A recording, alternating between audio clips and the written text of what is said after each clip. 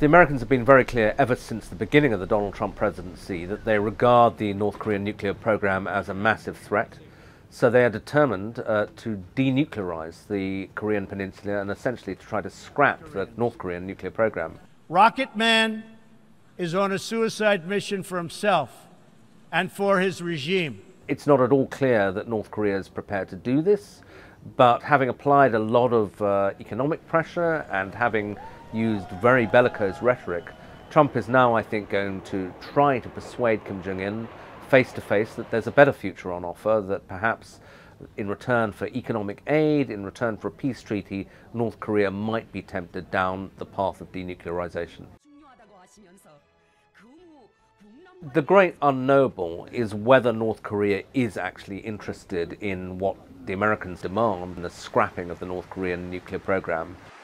미국 번터 전역이 우리의 핵 타격 사정권 안에 있으며 핵 단추가 내 사무실 책상 위에 항상 놓여 있다는 것. 이는 결코 위협이 아닌 현실임을 똑바로 알아야 합니다. So far they've not shown any real willingness to do it because nuclear weapons are the ultimate insurance program of the North Korean regime. What they might do, however, is try to interest Donald Trump in other lesser concessions, perhaps scrapping the intercontinental ballistic missiles that directly threaten the United States, or perhaps suggesting to Donald Trump that he can earn a place in the history books by signing a peace treaty, a final treaty that ends the Korean War of the 1950s, rather than the armistice that has been in place ever since then.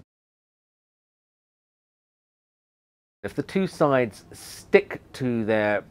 known positions, total denuclearization demand by the US, North Korea's deep reluctance to do that, then the talks will break down, and it's just a question of whether they will break down in acrimony or perhaps with some soothing words and a suggestion that, you know, they've made a little progress and can return to the table.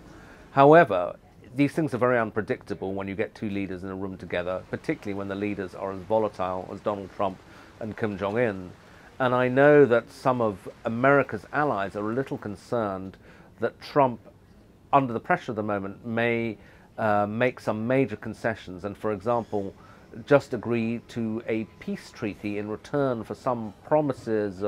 on the nuclear program that stop well short of complete denuclearization. And that would be something that would dismay some of America's allies and indeed many hawks in Washington. That's certainly one possibility, but I think that the likelihood is that actually you'll get an inconclusive end, and one just has to hope that the end is not actually acrimonious and leads to actually worse relations between the United States and North Korea, which is a possibility if the two sides can't agree.